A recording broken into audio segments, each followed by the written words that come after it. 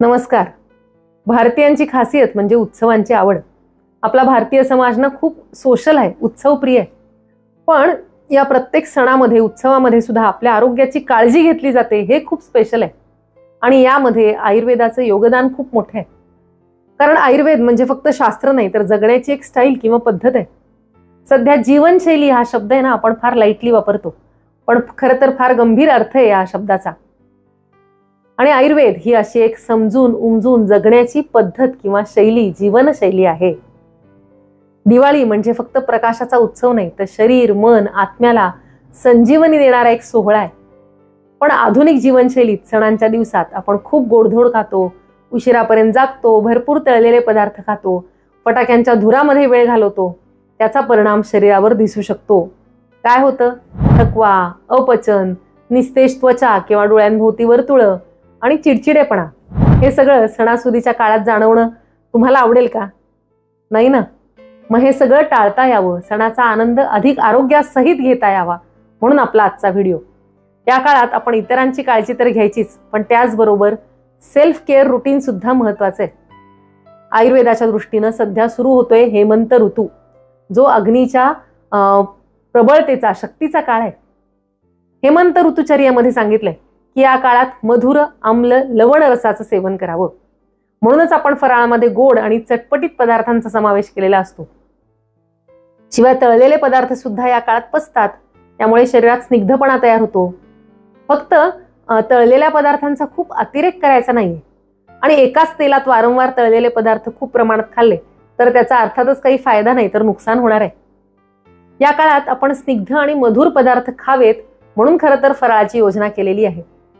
पण फराळ किती दिवस करायचा? एक महिना पुरेल एवढा करून ठेवायचा का? तर नाही. साधारण दिवाळीचा एक आठवडाभर आपण स्निग्ध आणि गोड पदार्थ खाऊ शकतो. अर्थात त्यासाठी आपली पचनशक्ती चांगली आहे का, हे जास्त महत्वाचं. आता पचनशक्ती स्ट्रॉंग व्हावी म्हणूनच श्रावणात आणि नवरात्रीमध्ये उपवास करण्याची योजना. शरद ऋतू म्हणजे नवरात्रीचा काळ आहे, पित्ताचा काळ आहे. यावेळी एखादं विरेचन घ्यावं, शरीर शुद्धी करून ठेवावी, म्हणजे पुढे येणाऱ्या दिवाळीसाठी पचनशक्ती उत्तम राहते. वैद्यांचा सल्ला घेऊन आपण असं विरेचन करू शकतो, किंवा अगदी शक्य नसेल तर सुट्टीच्या दिवशी उपाशीपोटी घाण्यावर तयार केलेले एरंडेल तेल आपल्या पचनशक्तीनुसार 15 ते 20 ml घेऊ शकतो. हे एरंडेल तेल कसं घ्यायचं, किती घ्यायचं, या सगळ्या संदर्भात आपले सविस्तर शास्त्रीय व्हिडिओ आहेत आणि तुमच्यापैकी बहुतेकांनी ते पाहिलेही असतील. पाहिले नसतील तर एरंडेल तेलाचे सविस्तर व्हिडिओ पाहून नंतरच हे औषध घ्या. आता या काळात झोपेचं महत्व सुद्धा विशेष आहे. सणासुदीच्या काळात हमखास रात्री उशिरा जागरण होतं. त्याचा परिणाम तुमच्या पूर्ण पचन संस्थेवर होतो, हार्मोनल सिस्टीम्सवर होतो. ऋतूनुसार झोपेचं संतुलन नसेल तर त्वचा निस्तेज होते, मन बेचैन होतं, पचनशक्ती बिघडते. म्हणून व्यवस्थित झोप घेणं हा सेल्फ केअर रुटीनचा पहिला टप्पा आहे. अर्थात आहार आणि झोपे व्यतिरिक्त सुद्धा आयुर्वेदिक सेल्फ केअर रिच्युअल्स आहेत, ती शरीराची शुद्धी करण्यासाठी, सौंदर्यासाठी खूप आवश्यक आहेत. त्यातला सगळ्यात पहिला टप्पा म्हणजे अभ्यंग स्नान. अभ्यंगम नित्यम आचरेत स जरा श्रमवातः दृष्टी प्रसाद पुष्ट्यायु स्वप्न सुत्वत्व दार्ढ्यकृत. म्हणजे अभ्यंग हा रोज करण्याचा उपक्रम आहे. आपल्या परंपरा खूप शास्त्रीय आहेत, आरोग्यपूरक आहेत, म्हणून त्यांच्याकडे फक्त रिच्युअल्स म्हणून न पाहता लॉजिकली विचार करून आरोग्य वाढवण्यासाठी त्यांचा अंगीकार करणं हे खूप महत्वाचं आहे. किती सुंदर उपयोग सांगितलेत बघा अभ्यंगाचे. जरा म्हणजे जेव्हा शरीर जीर्ण होतं, सगळे शरीर घटक थकतात, त्या अवस्थेला आपण म्हणतो वार्धक्य. आणि ही अवस्था दूर ठेवण्यासाठी काय महत्वाचं आहे, तर अभ्यंग. शिवाय दृष्टी प्रसादन म्हणजे डोळ्यांना सुंदर करणारं, प्रसन्न करणारं हे अभ्यंग.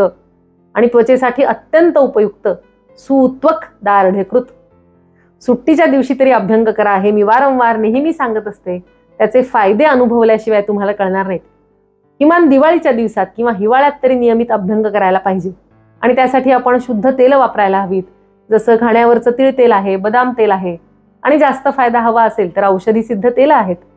आपण स्नेह हा शब्द वापरतो ना, स्नेह म्हणजे प्रेम किंवा बंधन, आणि आयुर्वेदामध्ये स्नेहन हा शब्द वापरलाय, म्हणजे आपल्या शरीर घटकांना प्रेमपूर्वक बळकटी देणारा उपक्रम आहे. फार छान आहे संस्कृत भाषा.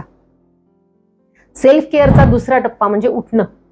हे फक्त सौंदर्यासाठी नाही, तर हे औषध सुद्धा आहे. उद्वर्तनम कफहरम मेदस प्रविलायनम स्थिरीकरणमंगानाम त्वक प्रसादक करम परम असे त्याचे गुण सांगितलेत. थंडीच्या पावसाळ्याच्या काळात वाढणारा कफ आणि मेद या दोन्हींना कमी करणारा हा उपक्रम आहे.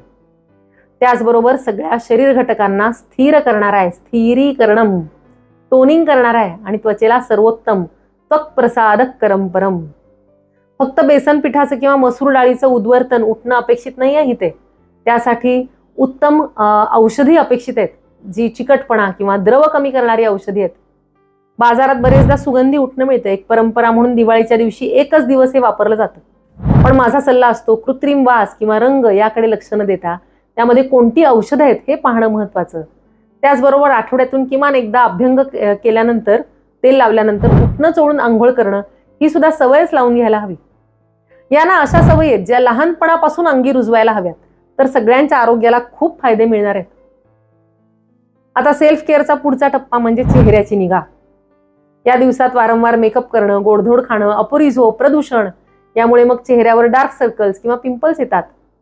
अशा वेळी कॉस्मेटिक किंवा केमिकल स्किन केअर न वापरता शक्यतो नैसर्गिक प्रॉडक्ट्स वापरणं चांगलं.